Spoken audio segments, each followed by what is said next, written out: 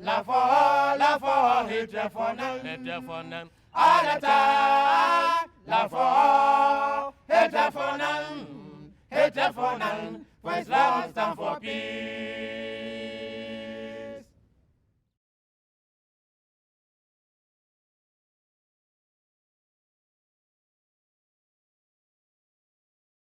Assalamu alaikum wa rahmatullahi wa barakatuh, beloved viewers of MTA. I am Muhammad Awal Afolayan, and I welcome you to another edition of our program. On this show, we celebrate the achievements of remarkable individuals who have excelled in their career while staying true to their religious obligations. Join us as we uncover the insights and wisdom that have made them all an inspiration to us. Let us meet our guest for today. Our featured guest is Alhaj Muhammad Murtada Shittu Sahib. Alhaj Sahib is a pioneering force in the construction industry, renowned for his visionary leadership role and commitment to setting new standards for excellence. Born in the year 1954 in Ibadan, Oyo State, Nigeria, his career journey is a powerful example of how dedication and innovation can leave a lasting legacy. His academic path began at Ibadan District Council, Obebe, from 1961 to 1966, and Ole Trinity Grammar School, Old Ife Road, Gate, Ibadan, from 1970 to 1973, before enrolling at Government Technical College, Ijebu-Ode, Ogun State, from 1974 to 1977, where he studied building technology. Alhaj Murtada Sahib further enrolled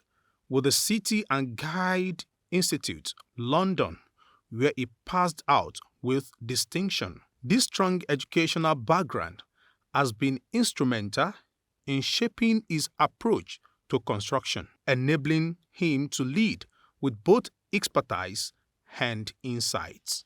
In 1982, Alhaji Shittu founded Shittu Muhammad Construction Company Limited, where he has held the role of managing director.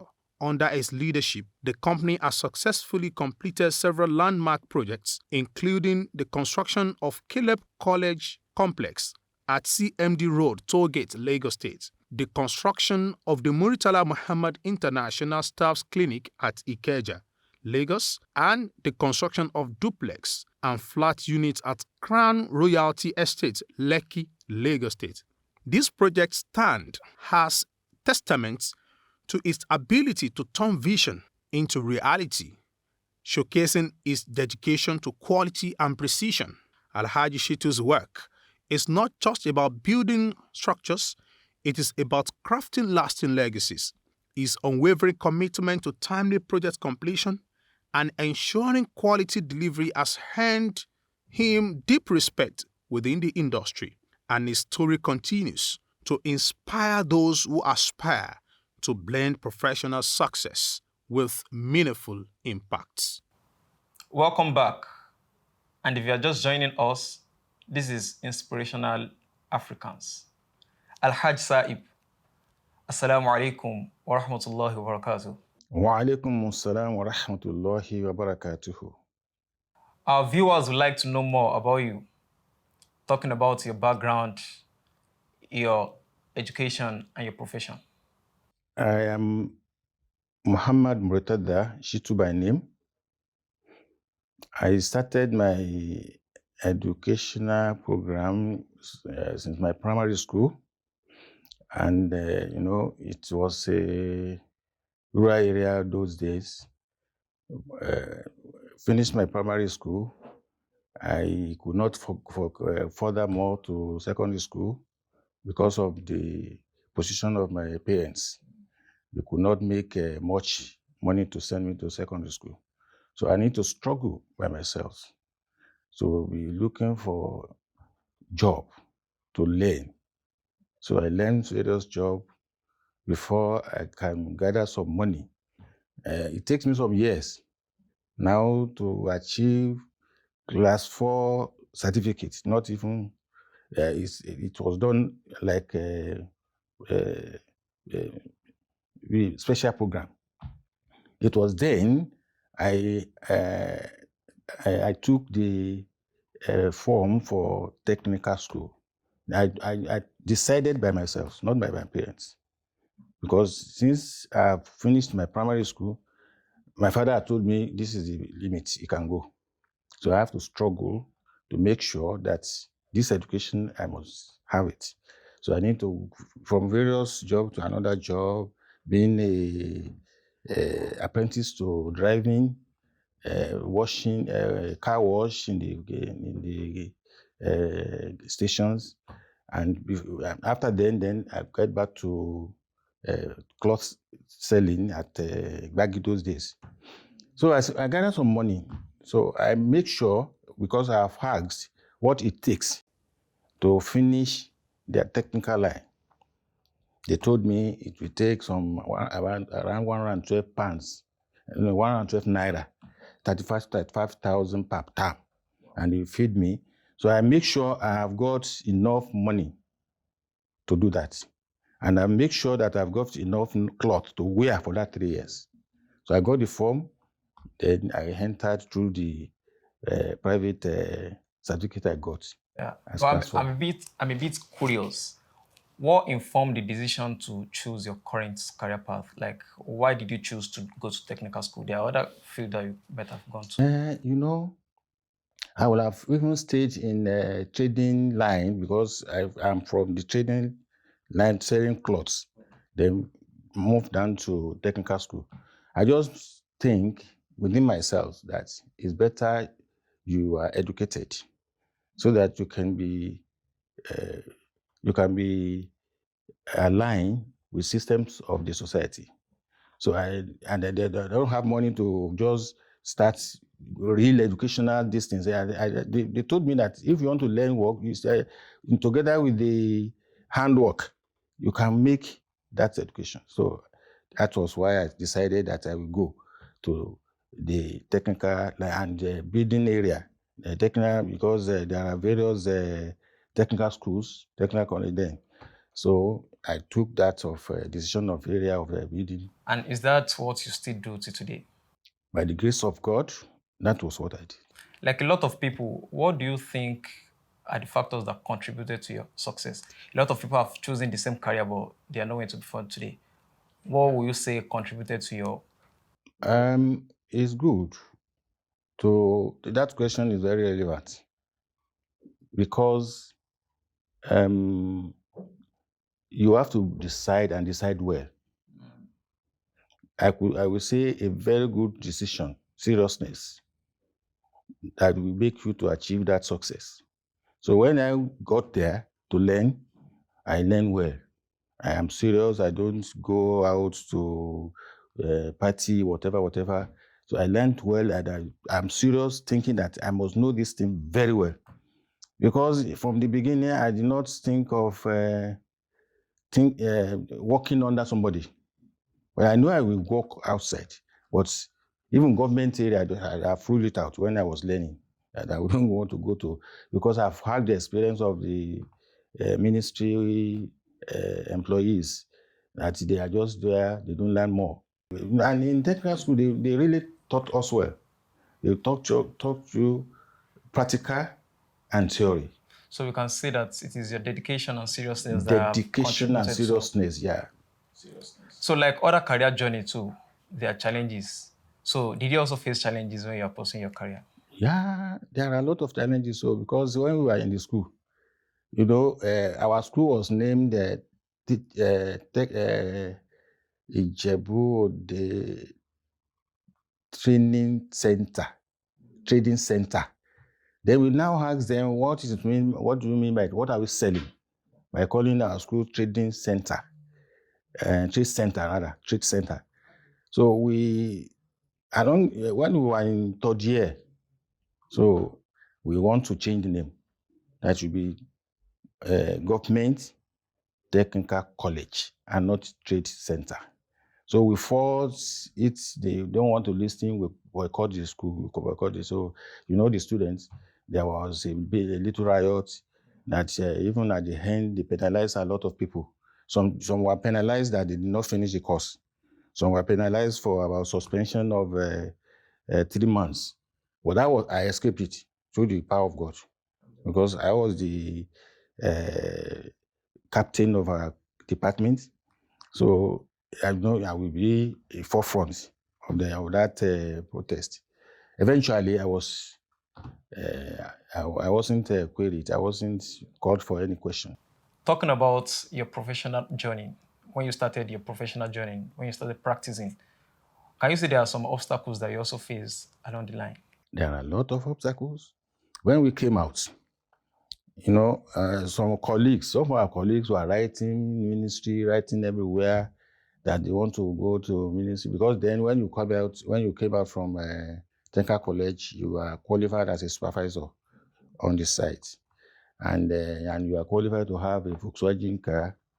We are on level 4 then. The country was very good, and I did not write any ministry.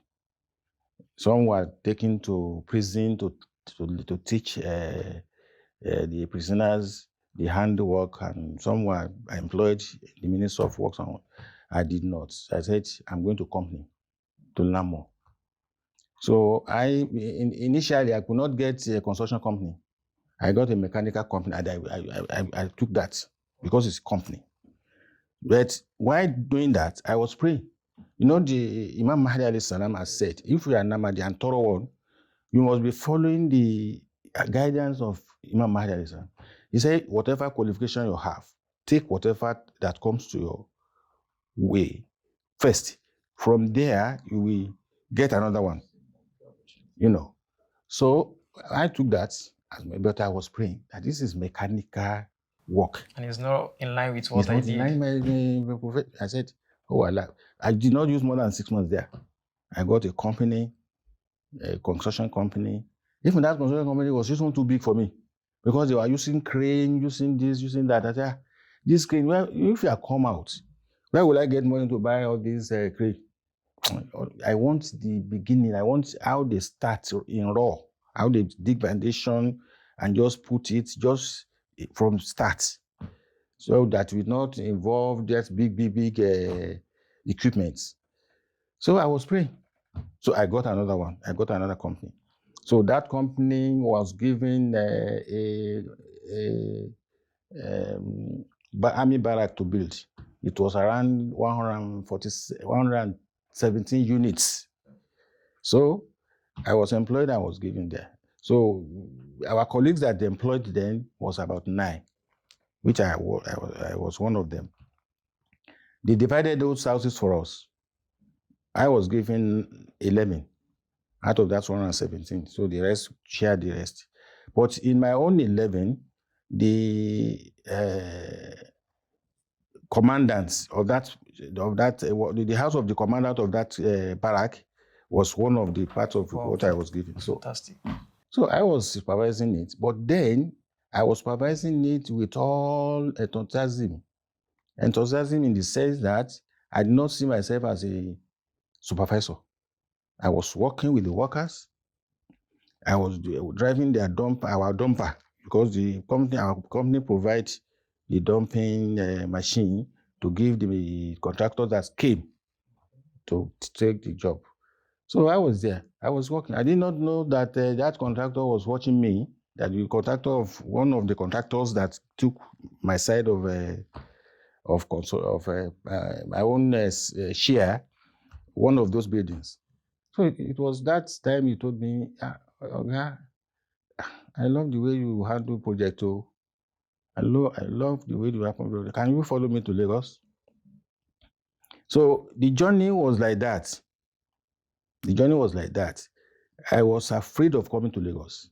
I don't want to come to Lagos because I've got the experience of Lagos, the clumsity of everything, the movement, the house. I don't want to come. I was preferring to go to North because I learned North was a bit free, and then even religiously, I was thinking of my own religion that will I be able to practice religion in Lagos?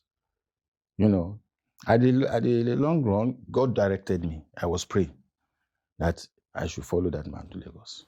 So we can say that prayer is one of the key tools that you Very, use in very, overcoming in fact, the challenges is that the you whole face. thing. Prayer is the whole thing. And that will now bring me to the next question: that's how were you able to balance between your professional obligations and your religion? Because some people at the pursuit of their career, they tend to lose their religion. So how will you be able to balance? It's you know, some people forgot completely about their creation and creator. You know, God created us to come and worship Him here. That is our primary assignment. And you should have to give that a priority in your mind, your thinking. So it's my primary thing. You know, the first work I said I took was a Portuguese company. They don't know God at all. They know their work. So they don't want anybody to leave their work a minute. So I gave my own religion priority. I told them, on Friday, I will leave your work for 1 hour, I will go. And other workers are saying, they can't give you, they can't give you.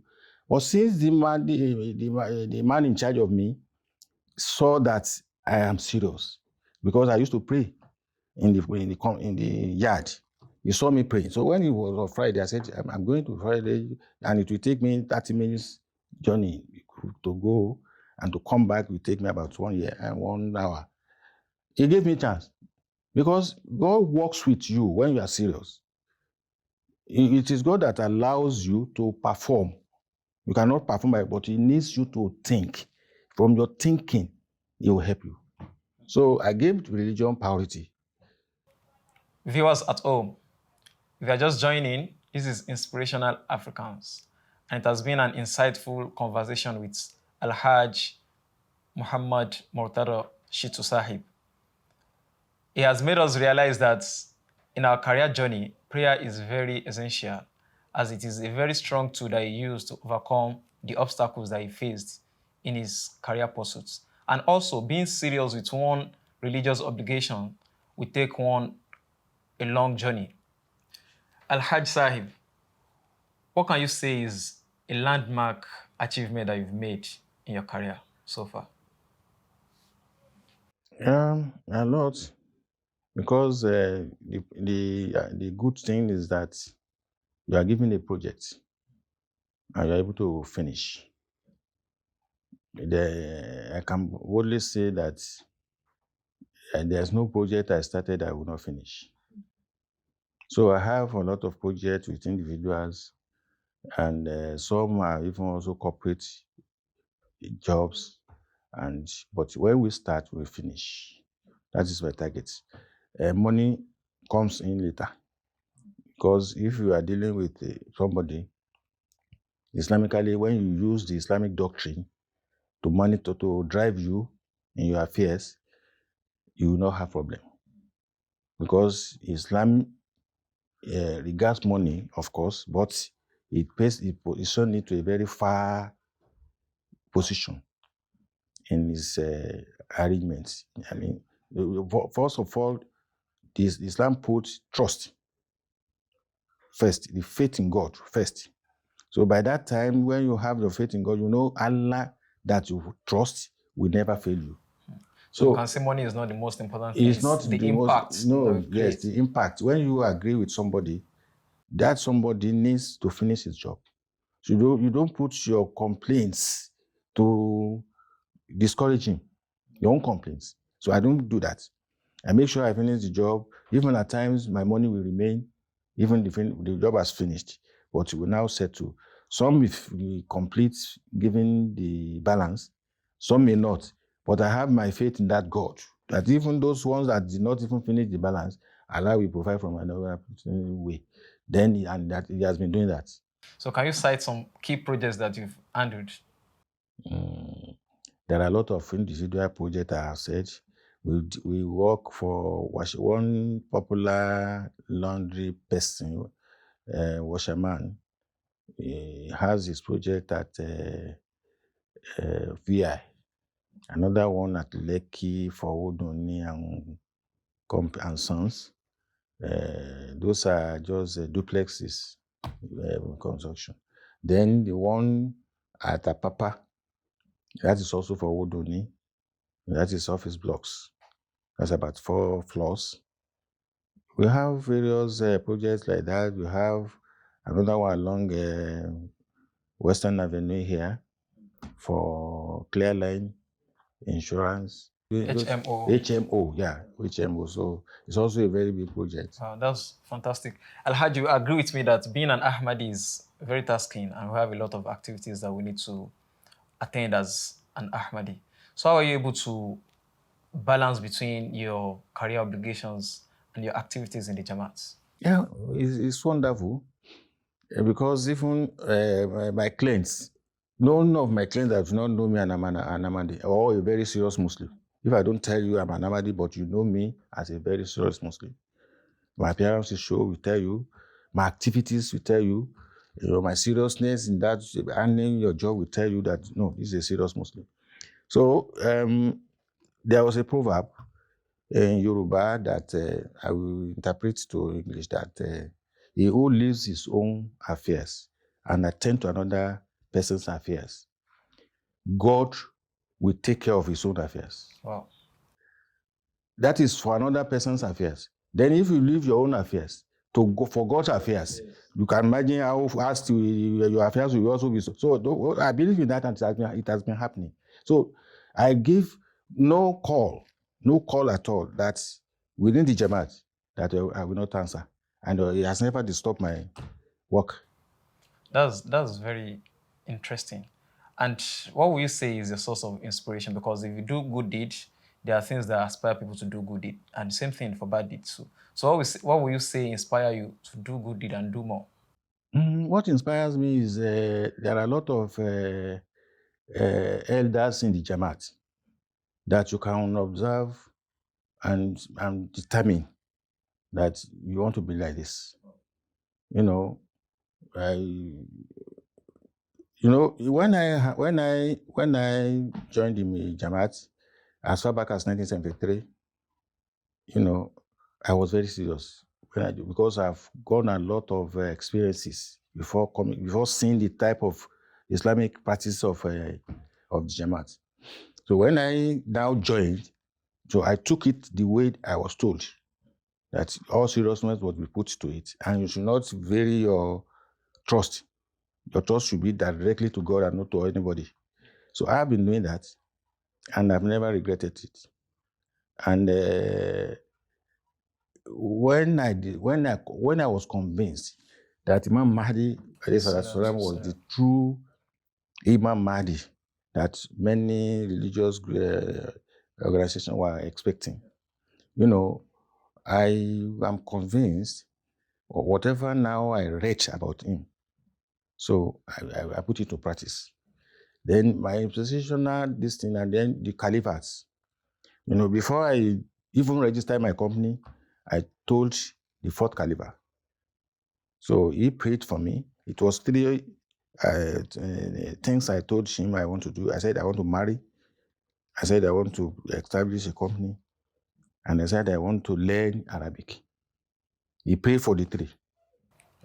So it seems you have a very cordial relationship with the institution of Khilafah. Khilafah, really. You just mentioned. Even with the present ones, occasionally, when I need his assistance, I write. So I'm also of the opinion that we can also ask about his aids and to pray for him. But it is evident that you have a cordial relationship with the institution of Khilafat, and that is where you get your guidance. Definitely. So, Al-Hajj, to come to the end of this show, what advice will you give to young people who are also aspiring to become successful in their career path? What will you tell them? My advice to them is that they should, first of all, establish the trust in God. Whatever you want to do at all, you trust in God. And the second is to think well, to think positively, not negatively.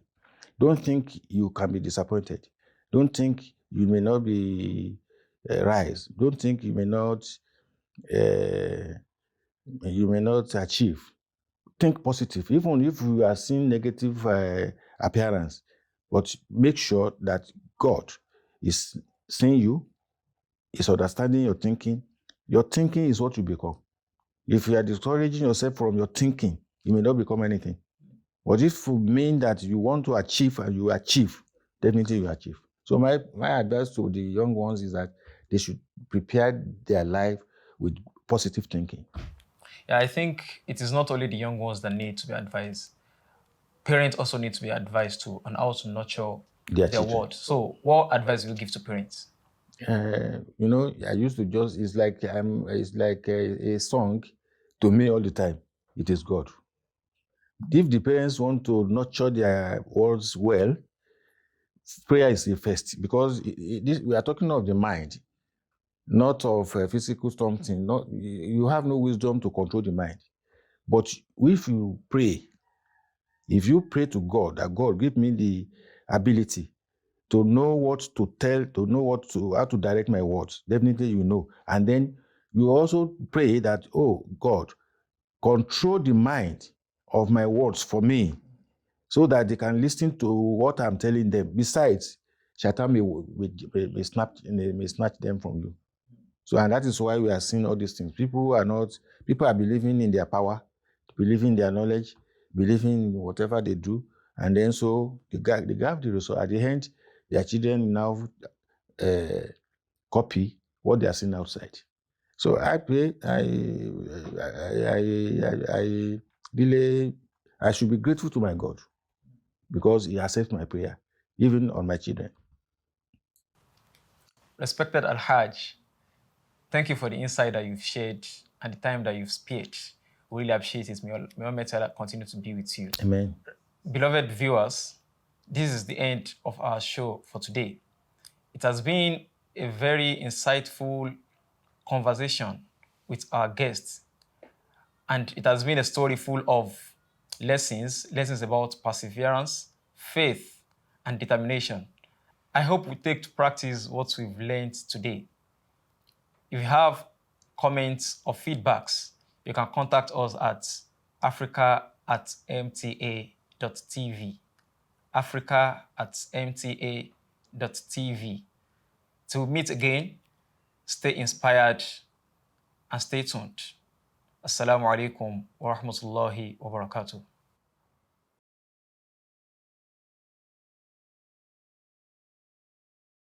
La for, hetephonum, alata, la for, hetephonum, for Islam stand